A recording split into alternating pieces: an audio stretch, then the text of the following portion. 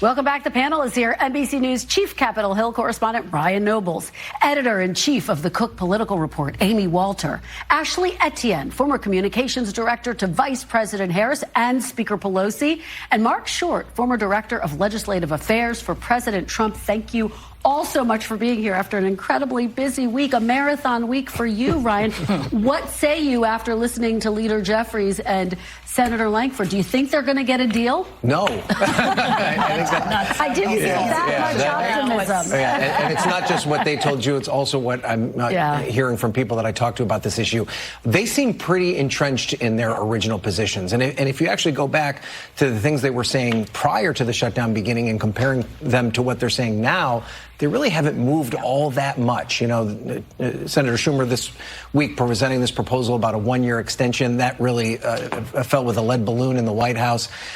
Democrats feel emboldened. Their base is telling them to continue to fight. Republicans feel no incentive to give on this at all. That's the recipe for this continuing on. And Kristen, I don't want to say this, but I really believe this could extend all the way to Thanksgiving, if not beyond, because there just seems to be no break in this fever. Yeah, Mark, Leader Jeffrey said, I hope it's resolved by Thanksgiving. But the backdrop that Ryan paints and the fact that you have President Trump saying, hey, let's send money directly to people and let's get rid of the filibuster, how do you see this ending? Look, I think the filibuster is a non sequitur, and I think that sending money to individuals isn't solving the problem. As Leader Jeffrey said on your show, he said the healthcare system is broken. Well, Obamacare has been the rule for 15 years. And I think, if you're saying we're going to send it to individuals instead of healthcare companies, you're not lowering the cost. You're still going to have to then go to health insurance companies. So, but I really think the Democrats really can be overplaying their hand here. I don't think that the elections, anybody was saying, hey, we want the shutdown to continue. What they were saying, whether it was in New Jersey, Virginia, everywhere else, was saying cost of living is high.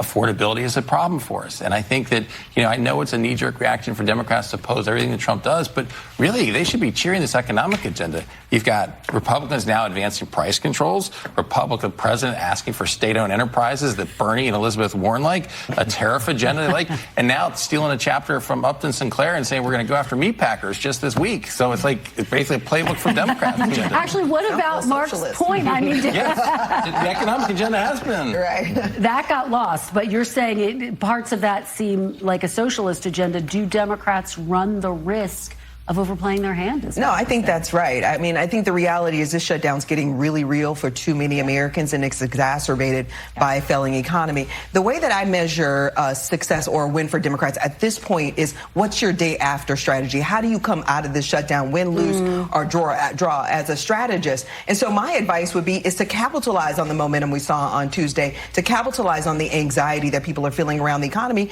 and roll out a proactive agenda. Contrast what you would offer to the American people versus what they're getting from Donald Trump. You've got to give people something to vote for, not just something to vote against. Well, Amy, it does come against the backdrop of the election results on Tuesday. How does this play out for Democrats given that? Yeah, I mean, I agree with these two about the risk of overplaying your hand. Now, on the one hand, you look at the results of Tuesday night, and if you were Republicans, especially a Republican sitting in a swing state or a swing district, you'd say, boy, the wins are really at our face. We need to do something to address this affordability issue. Maybe health care and these subsidies is one way to do it. On the other hand, I absolutely agree that this stuff is getting real now, and that winning the fight, winning the battle of public opinion, which it seems like this is where Democrats are. They say we're still winning on the blame game, is going to get lost as the lines for food banks continue to get long, as the lines at airports stack up. I mean, the idea that Thanksgiving travel, the busiest day of the year, is going to be impacted by this. I don't know that anybody wins. And at the end of the day, if your goal is to say, as Democrats, the role of government is to help people, I don't know that that message is going to resonate as people are desperate, looking for food or waiting in line. But part of the problem, Amy, and this is one of the things I think has been so difficult in covering this, is that no one disagrees about the consequences, right? Yeah. Every press conference I'm in, we're talking about SNAP benefit recipients not getting their funding. We're talking about long lines at airports. We're talking about federal workers going without pay. Everyone knows it's bad. The problem is everyone is saying it's the other guy's fault. Until we get to a point where someone takes responsibility, which no one in Washington is doing right now, there doesn't appear to be a way out of this. Mark, what was so notable is that President President Trump had his own diagnosis for the election results. He said he wasn't on the ballot, and he said the shutdown. He acknowledged it's hurting Republicans. I mean, what does that say, and what does the election say about Republican strategy moving forward? Well, he wasn't on the ballot, and Republicans still haven't figured out how to win when he's not on the ballot. But I think, suggesting that it's just the members in Congress's problem, I think exacerbates exactly the issue, the challenge that Republicans have, is that he's not going to be on the same page they are, nor is he going to have the same messaging. But again, I think the lesson for the White House is it wasn't just New Jersey and Virginia and California.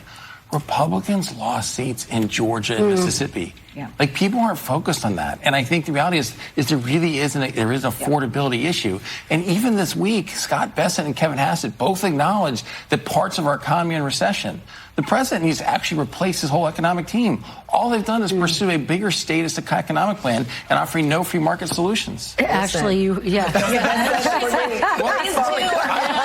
Thanks, Marc. I'm ready. I'd love to see Democrats actually advance free markets. Actually, Democrats are proposing free trade for the first time in generations because the president's on the other side. Marc is absolutely right. The question is, what lessons have the Republican Party and the president learned coming out of Tuesday? Yeah. Will they recalibrate? The economy is only getting worse by their own admission. The inflation is up. The economy is actually in a recession by their own admission. 1 million people have already lost their jobs, 156,000 just last month. So this is something that the Republican Party has to get on top of, and that's what I'm going to be watching. So it's less pressure on us, more pressure on the Republicans. Amy, part of what makes the fight in the midterms so fascinating is this redistricting battle that is happening against the backdrop of all of these other different components. Of course, Prop 50 in California, the redistricting measure, sailed to victory, and now there's a back and forth over this in various states. How do you see this playing out? Because Democrats feel like they're emboldened in that redistricting math fight as well.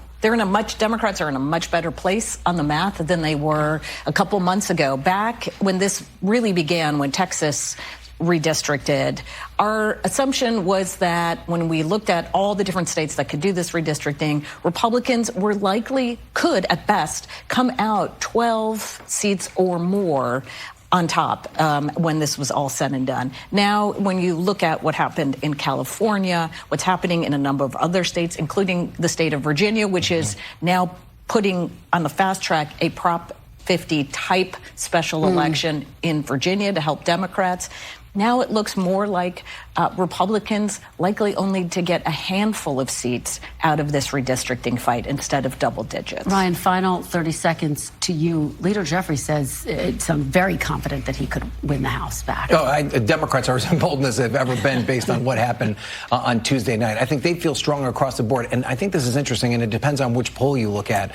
But President Trump's approval rating is as low as it's been since January 6th. That's a remarkable opposition that Democrats have right now. The momentum is definitely at their back, but as we've talked a lot about at this table, they have a habit of overplaying their hand. And a year's a long time. That's right. It sure is. Great conversation, guys. Thank you so much for being here.